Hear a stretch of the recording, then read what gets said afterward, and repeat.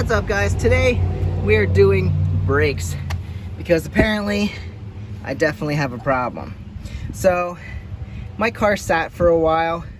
It's a 99 Maxima SE Limited, but it sat for a while. When I picked it up, it seemed like I was getting a vibration through the steering wheel on the front end at around 45 to say about 75 miles per hour. And it was fine otherwise. Well, driving it many miles since then, it just seems like the brakes are locking up.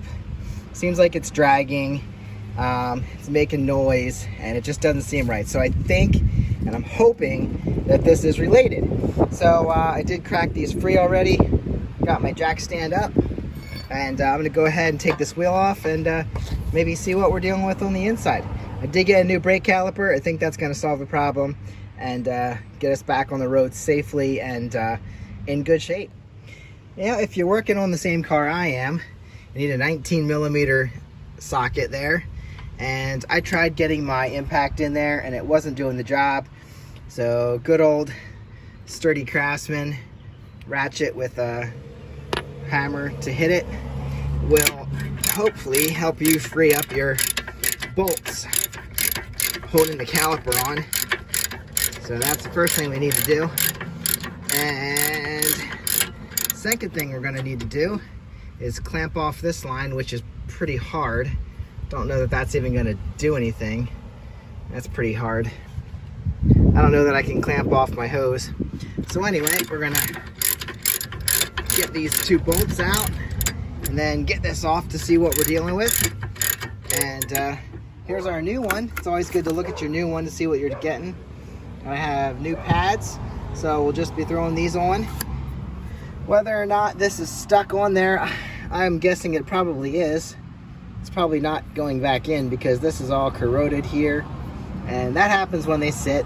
Looks like we're not falling back in like we should be, and the pads are looking a little thin there.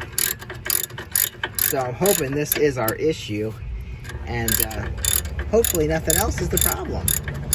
But we're gonna have to disconnect this, and then that's gonna come with bleeding brakes. So when we take this whole caliper off, we're gonna see what we got.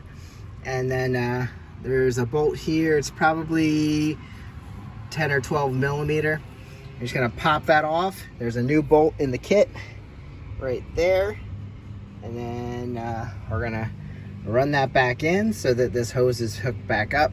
And unfortunately, I don't have any way to clamp this because, like I said, that feels pretty hard.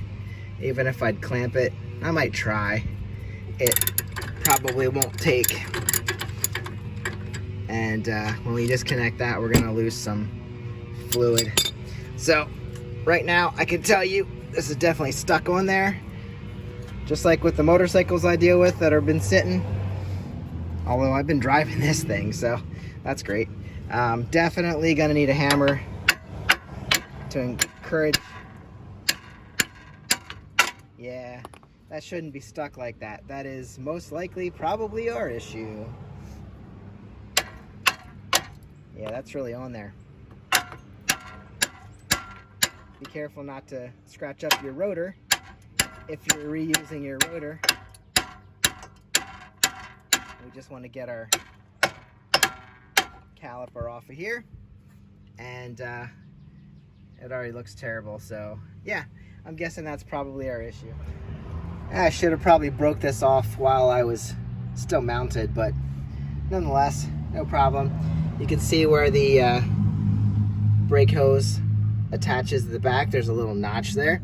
And then here is our pads. They're looking ratty. The inside looks terrible. The outside's looking pretty bad too. Here's the new caliper. You can see that one's actually out probably 1/4 of an inch, and I'm assuming not going back in. Here's the new caliper. It's all the way in, and we need to install the new brake pads and everything, which are right here. They already have a backing plate or paper, and usually you'd put some sort of stuff on the back to keep it from squealing. It says silent guard on there, And look at the size of these brake pads. That is definitely an improvement over the nothing that we have here. So you can see a bit of a difference, a lot of a difference. And you're gonna notice one of these is going to have, these don't have the screamer on them. Oh yeah, here's the little metal piece. Little metal piece is actually on this one. So that's the outside one. And this will be the inside one. So I'm gonna crack this. Well, first I'm gonna assemble this, and then I'll crack that open. I did WD-40 my bolts here so they go in and out even better. Hey guys, I want to say something about these pad holders. I don't even know what you call them. In the kit that I got, this is from Napa, as I mentioned. It's a Total Eclipse brake caliper. I guess the design changed because I couldn't figure out how to put these in. Because referring to the old one, there's one on the front and the back, basically. And if you look at these, there's one on the left and one on the right. So you see, this one fits in there. I still haven't gotten the pads in, but this one's gonna sit up on this side right here. So slide those in there, and it looks like it's just a new design. So should work.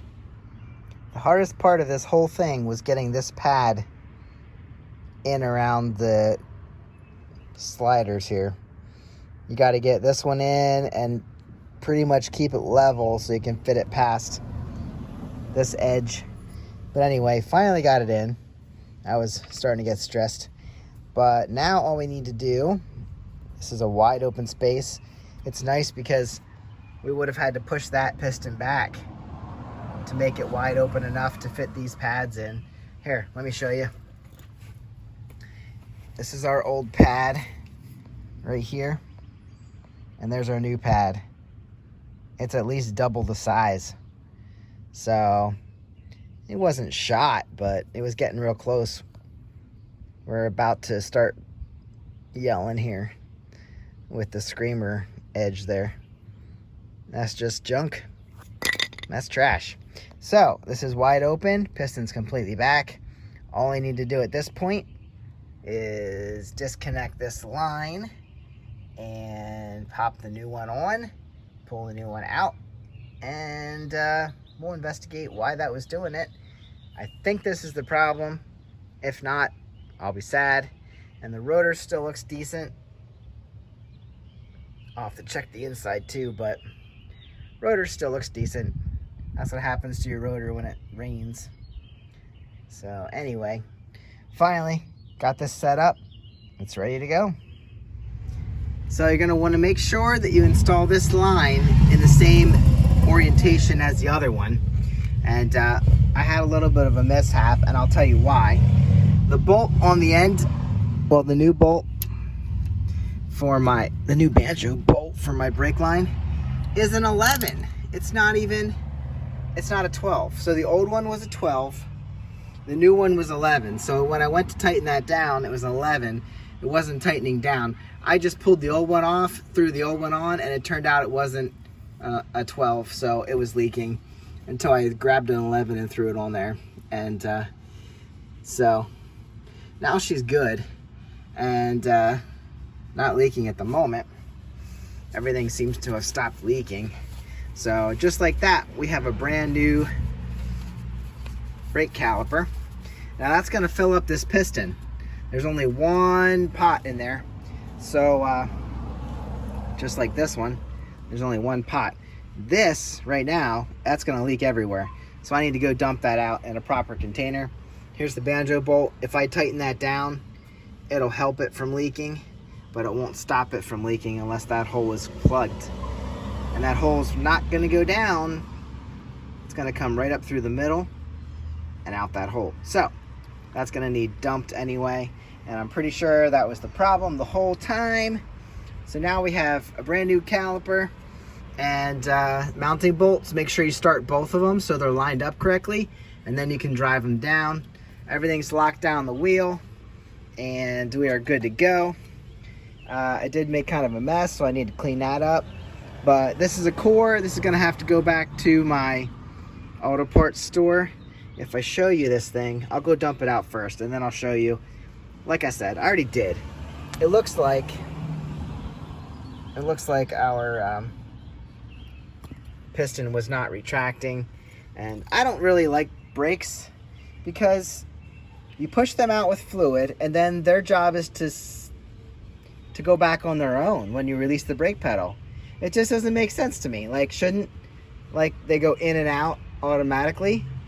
It just doesn't make sense that they're only supposed to go back when the pressure's released.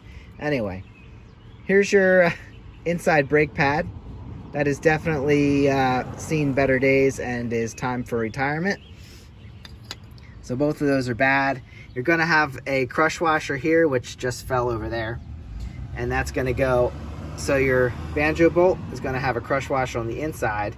And then you're gonna put your line, see that? Wow, you can see them right on there. There's a crusher washer on the inside, crush washer on the outside, and that's gonna lock down.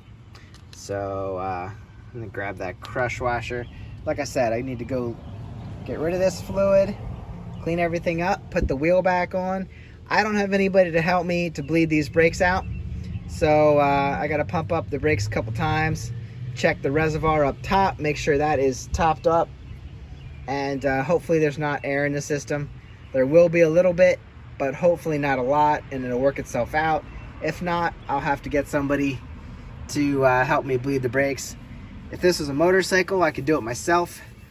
You gotta crack this. I mean, I'll show you on a motorcycle, or I'll show you on this. I don't know if I'll need help with it. If I don't need to do it, great. Look at those pads in there. They're as thick as the rotor. So anyway, thanks for watching. I made a mess, but that's how you're gonna change your caliper. Hopefully it works out the same for you and everything's good. You don't have any air in the line. If you do, I'll make a video on that. Let me know in the comments if you need it. It's gonna be basically the same as any of my motorcycle videos. It's the same system, it's the same idea. You just gotta pump up the brakes, open this, let the air out, make sure it's full of fluid from here up through to the reservoir. So thanks for watching. Catch you in the next one. Hopefully a motorcycle video. See you later, guys. Have a great day. Get out and ride or drive. Bye.